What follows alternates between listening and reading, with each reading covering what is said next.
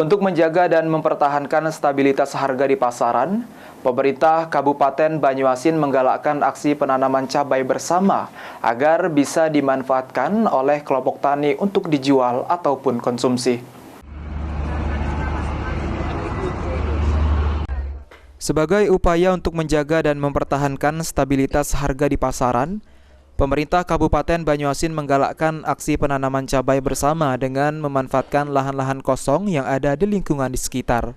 Penanaman bersama secara simbolis ini dilakukan langsung oleh penjabat Bupati Banyuasin Hani Syopia Rustam bersama dengan sejumlah kepala perangkat daerah dan kelompok tani maju bersama 04 di halaman samping TK Al-Fatih, Kelurahan Mulia Agung, Kecamatan Banyuasin 3, Kabupaten Banyuasin.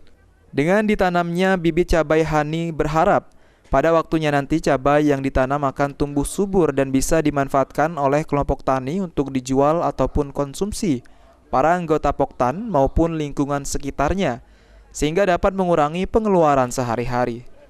PJ Bupati Banyuasin juga menjelaskan agar para petani bersemangat, pemerintah Kabupaten Banyuasin akan terus mendukung para petani yang ada di Banyuasin dengan memberikan stimulan untuk Poktan berupa bibit hingga kelengkapan peralatan pertanian seperti hand sprayer yang sudah modern dengan menggunakan teknologi elektrik agar para petani lebih giat dalam bertani.